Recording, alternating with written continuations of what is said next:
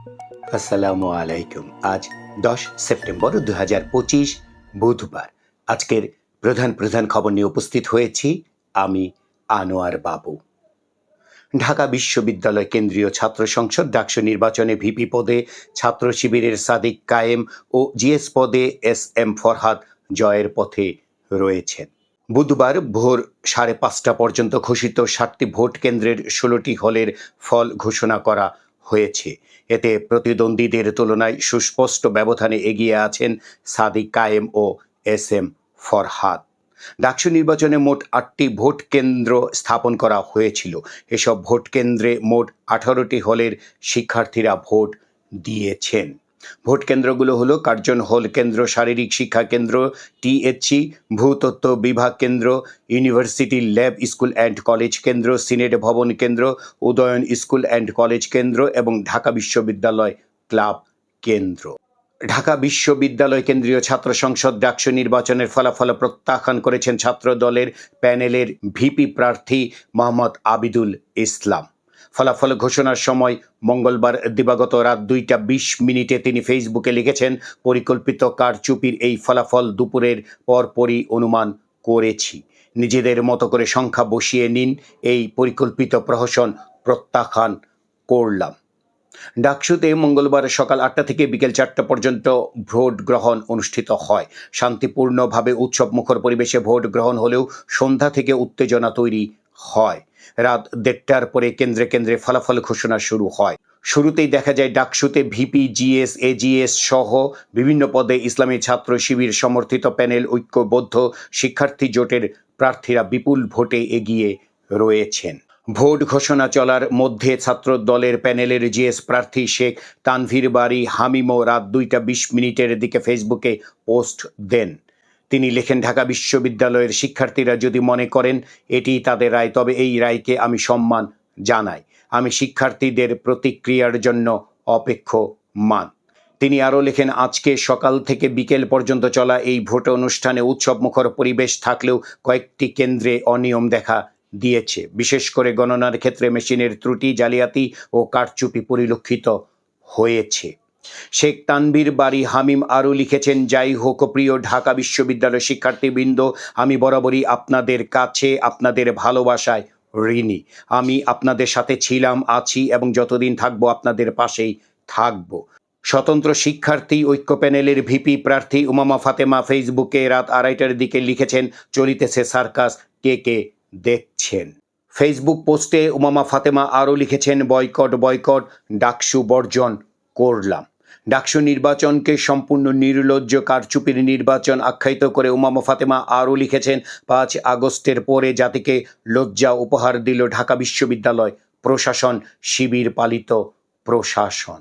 ডাকসু নির্বাচনকে জাতীয় নির্বাচনের সঙ্গে মিলিয়ে ফেলা যাবে না, তবে এই নির্বাচন জাতীয় নির্বাচনের ক্ষেত্রে মডেল হিসেবে কাজ করবে বলে জানিয়েছেন স্বরাষ্ট্র উপদেষ্টা জাহাঙ্গীর আলম চৌধুরী। গতকাল মঙ্গলবার আইন শৃঙ্খলা সংক্রান্ত উপদেষ্টা পরিষদ কমিটির সভা শেষে সাংবাদিকদের প্রশ্নের জবাবে উপদেষ্টা এসব কথা বলেন। দুর্নীতির বিরুদ্ধে প্রতিবাদ, এরপর যোগাযোগের 26টি অনলাইন প্ল্যাটফর্ম বন্ধ করে দেওয়ার জেরে রাস্তায় নেমে আসেন নেপালের তরুণেরা। প্রাণ যায় 19 জনের। এর জেরে গতকাল মঙ্গলবার পদত্যাগ করেন নেপালের প্রধানমন্ত্রী কেপি শর্মা ওলি। তবে বিক্ষোভ থামেনি। কারফিউ ভেঙে পার্লামেন্ট ভবন এবং নেতাদের বাড়িতে হামলা চালিয়েছেন তরুণেরা।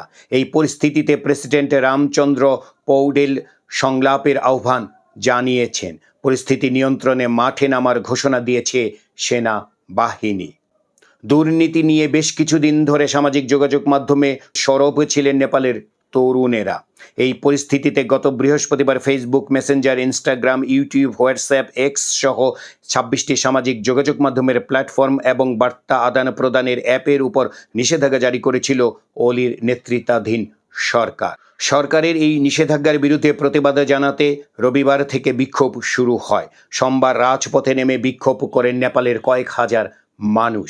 বিক্ষোভকারীদের বেশিরভাগ তরুণ বা জেন জি প্রজন্মের। রাজধানীর কাঠমান্ডু সহ অন্তত 7টি শহরে এদিন ব্যাপক বিক্ষোভ হয়। বিক্ষোভ দমনে গুলি চালায় পুলিশ, এতে অন্তত 19 জন নিহত হন। কারফিউর আওতা বাড়ায় সরকার, এতেও কাজ হয়নি। গতকাল আবারও রাস্তায় নেমে আসে তরুণেরা, এদিন মারা যান আরও 3 জন। এই পরিস্থিতিতে গতকাল প্রেসিডেন্টের কাছে পদত্যাগপত্র জমা দেন প্রধানমন্ত্রী ওলি। তবে তিনি এখন কোথায় আছেন তা জানা যায়নি। এর আগে গতকাল সকালে কারফিউ উপেক্ষা করে কাঠমান্ডুতে নেপালের পার্লামেন্ট ভবন এলাকায় জড়ো হতে শুরু করেন বিক্ষোভকারীরা। এদিন তারা প্রেসিডেন্টের কার্যালয় ও অলির বাসভবন এলাকায় 2টি বাড়ি পুড়িয়ে দেন। এছাড়া নেপালি কংগ্রেস পার্টির কেন্দ্রীয় কার্যালয়ে ভাঙচুর ও অগ্নিসংযোগ, মুখ্যমন্ত্রী, প্রাদেশিক মন্ত্রী সহ অন্যান্য দলের নেতাদের বাড়িতেও গতকাল হামলা চালিয়েছেন বিক্ষোভকারীরা। হিমালয়ান টাইমসের প্রতিবেদন অনুযায়ী গতকাল কাঠমান্ডুর সিংহ দরবার, সুপ্রিম কোর্ট, বিশেষ আদালত, জেলা আদালত, অ্যাটর্নি জেনারেলের কার্যালয়, ভূমি রাজস্ব অফিসে আগুন দেওয়া এবং ভাঙচুরের ঘটনা ঘটেছে। নিরাপত্তা ঘাটতির কারণে বিভিন্ন জেল থেকে আসামি পালানোর ঘটনাও ঘটেছে গতকাল। পরবর্তী সরকারের মন্ত্রীদের জন্য 60টি গাড়ি কেনার প্রস্তাব বাতিল করেছে সরকার। গতকাল মঙ্গলবার সচিবালয়ে সরকারি ক্রয় সংক্রান্ত উপদেষ্টা পরিষদ কমিটির বৈঠক শেষে অর্থ উপদেষ্টা ডক্টর সালেউদ্দিন আহমেদ এ তথ্য জানান। সালেউদ্দিন আহমেদও বলেন, জনপ্রশাসন মন্ত্রণালয় থেকে আগামী সরকারের মন্ত্রীদের জন্য 60টি গাড়ি কেনার প্রস্তাব এসেছিল, তা বাতিল করা হয়েছে। তবে জেলা ও উপজেলা পর্যায়ের নির্বাচনী দায়িত্বে থাকা কর্মকর্তাদের জন্য 300টি গাড়ি কেনার প্রস্তাব অনুমোদন দেওয়া হয়েছে। চিকিৎসক এবং প্রতিবন্ধী ব্যক্তিদের সরকারি চাকুরিতে প্রবেশের বয়স আগের মতো সাধারণ প্রার্থীদের চেয়ে 2 বছর বেশি, অর্থাৎ 34 বছর নির্ধারণের উদ্যোগ নিয়েছে অন্তর্বর্তী সরকার। একই সঙ্গে বিভিন্ন কর্পোরেশন ও সরকারি প্রতিষ্ঠানে 5ম ও 6ষ্ঠ গ্রেড সহ বিশেষায়িত কিছু পদে সরাসরি নিয়োগের বয়সসীমাও আগের মতো 35 ও 40 বছর করা হচ্ছে। এসব বিষয়ে নীতিগত সম্মতি দিয়েছে জনপ্রশাসন মন্ত্রণালয়। তবে মুক্তিযোদ্ধার সন্তানদের সরকারি চাকুরিতে প্রবেশের বয়স সাধারণ প্রার্থীদের চেয়ে বেশি নির্ধারণ করা হবে কিনা সে বিষয়ে কোনো সুপারিশ না করে মন্ত্রণালয় সিদ্ধান্ত নেওয়ার ভার ছেড়ে দিয়েছে উপদেষ্টা পরিষদের উপর। জনপ্রশাসন মন্ত্রণালয় সূত্রে এসব তথ্য জানা গেছে।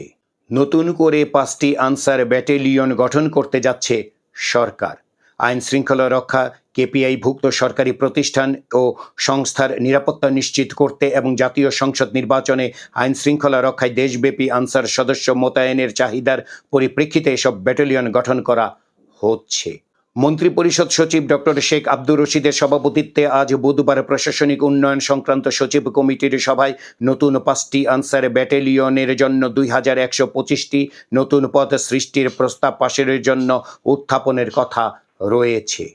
নির্বাচন কমিশনের সিনিয়র সচিব আক্তার আহমেদ বলেছেন, এখন থেকে যাদের বয়স 16 বছর পূর্ণ হবে তারাই এনআইডির জন্য নিবন্ধনের আবেদন করতে পারবে। গতকাল আগারগাঁওয়ে নির্বাচন ভবনে সাংবাদিকদের তিনি বলেন, বিভিন্ন কাজে এনআইডি লাগে, সেটি বিবেচনায় 16 বছর বয়সীদের এনআইডি দেওয়ার সিদ্ধান্ত হয়েছে। বছরের যে কোনো সময় 16 বছর পূর্ণ হলেই এনআইডির জন্য নিবন্ধনের আবেদন করতে পারবে। এছাড়া এখন থেকে এনআইডি হারিয়ে গেলে তা পুনরায় তুলতে থানায় জিডির প্রয়োজন নেই বলেও জানান সচিব। জামায়াতে ইসলামের আমির ডাক্তার শফিকুর রহমানের সঙ্গে গতকাল সৌজন্য সাক্ষাৎ ও মতবিনিময় করেছেন পাকিস্তানের হাই কমিশনার ইমরান হায়দার। ভালো বেতনের চাকরির প্রলোভনে কিরগিজস্তান থেকে প্রতারণার শিকার হয়ে 180 জন বাংলাদেশি বিশেষ ফ্লাইটে গতকাল রাতে দেশে ফিরেছেন। দেশে গত 24 ঘন্টায় ডেঙ্গুতে 487 জন হাসপাতালে ভর্তি হয়েছেন। এ নিয়ে চলতি বছর দেশে ডেঙ্গুতে হাসপাতালে ভর্তি হয়েছে মোট 35,471 জন। সংসদীয় আসন পুনর্বিন্যাসের প্রতিবাদে বিভিন্ন স্থানে সড়কে গাছ ফেলে এবং টায়ার জ্বালিয়ে বিক্ষোভ করেছে বিভিন্ন শ্রেণী পেশার মানুষ। গতকাল মঙ্গলবার তাদের এই কর্মসূচির কারণে ঘন্টার পর ঘন্টা বন্ধ ছিল যান চলাচল। এতে ভোগান্তিতে পড়তে হয় সাধারণ মানুষকে। বিক্ষোভের সময় ফরিদপুরে হিট স্ট্রোকে একজনের মৃত্যুর খবর পাওয়া গেছে। রাজবাড়ীর গোয়ালন্দে নুরাল পাগলার দরবারে হামলার ঘটনায় নিহত রাসেল মোল্লার পরিবারের পক্ষ থেকে থানায় একটি হত্যা মামলা করা হয়েছে। গত সোমবার রাতে তার বাবা আজাত মোল্লা বাদী হয়ে গোয়ালন্দ ঘাট থানায় মামলাটি করেন। এতে 4000 জনকে অজ্ঞাতনামা আসামি করা হয়েছে। পুলিশ জানায়, মামলার পর রাতেই অভিযান চালিয়ে মসজিদের ইমাম সহ 2 জনকে গ্রেপ্তার করা হয়েছে। তারা হলেন আব্দুল লতিফ ও আসলাম শেখ। লতিফের বাড়ি মানিকগঞ্জের ঘিওর উপজেলার বড় ঠাকুরকান্দি গ্রামে। তিনি গোয়ালন্দ পৌরসভার বাইতুল মুকাদ্দাস জামে মসজিদের ইমাম। নুরুল পাগলার লাশ তোলার নির্দেশদাতা লতিফ। নরসিংদীর রায়পুরায় প্রতিপক্ষের হামলায় দুলাল মিয়া নামের ৪৫ বছর বয়সী এক কৃষক গুলিবিদ্ধ হয়ে নিহত হয়েছেন। এই ঘটনায় নাহিম মিয়া নামের ১৪ বছর বয়সী এক অষ্টম শ্রেণীর শিক্ষার্থী সহ অন্তত ১০ জন আহত হয়েছে। গত সোমবারে দিবাগত রাতে উপজেলার চর মধুয়া ইউনিয়নের সমীবাদ এলাকায় আধিপত্য বিস্তারকে কেন্দ্র করে হামলার এ ঘটনা ঘটে। মঞ্চ ৭১-এর গোলটেবিল বৈঠককে কেন্দ্র করে রাজধানীর শাহবাগ থানায় করা সন্ত্রাসবিরোধী আইনের মামলায় এবার গ্রেপ্তার করা হয়েছে সাবেক সচিব ভুইয়া মোহাম্মদ শফিকুল ইসলামকে। সোমবারে দিবাগত রাতে তাকে পটুয়াখালীর কলাপাড়া থেকে গ্রেপ্তার করা হয়। গতকাল মঙ্গলবার বিকেলে তাকে আদালতে হাজির করা হলে কারাগারে পাঠানো হয়। গণফোরামের এমিরেটাস সভাপতি ডক্টর কামাল হোসেনকে হাসপাতালে ভর্তি করা হয়েছে। বার্ধক্যজনিত অসুস্থতার ছাড়াও শারীরিক কিছু সমস্যা নিয়ে তিনি রাজধানীর একটি বেসরকারি হাসপাতালে চিকিৎসাধীন রয়েছেন। গতকাল মঙ্গলবার একথা জানিয়েছেন গণফোরামের সাধারণ সম্পাদক মিজানুর রহমান। আন্তর্জাতিক খবরে দেখা যাচ্ছে ইসরায়েল এবার কাতারে হামলা চালিয়েছে। আল জাজিরা জানিয়েছে মঙ্গলবার বিকেলে কাতারের রাজধানী দোহায় ব্যাপক হামলা করেছে ইসরায়েল। হামাস নেতাদের লক্ষ্য করে এ হামলা চালানো হয়েছে বলে দাবি করেছে দেশটির ইসরায়েলি প্রতিরক্ষা বাহিনী।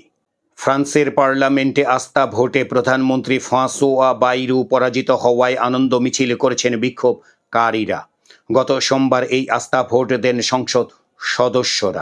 গতকাল মঙ্গলবার বাইরু তার সরকারের পদত্যাগপত্র প্রেসিডেন্ট ইমানুয়েল মাখুর কাছে জমা দেওয়ার কথা ছিল। এর মাধ্যমে ফ্রান্সের সরকারেরও ক্ষমতা ছাড়তে হবে। ব্যাংকিং সেক্টরের খবর। জনতা ব্যাংক পিএলসির আমানত ১,২৫,০০০ কোটি টাকা ছাড়িয়েছে। গতকাল প্রধান কার্যালয়ে ব্যাংকের চেয়ারম্যান মোহাম্মদ ফজলুর রহমান এবং এমডি মোহাম্মদ মুজিবুর রহমান কর্মকর্তাদের নিয়ে এই অর্জন উদযাপন করেন। বিনোদনের খবর। চিত্রনায়িকা সাদিকা পারভিন পপির জন্মদিন আজ। ১৯৭৯ সালে খুলনায় তার জন্ম।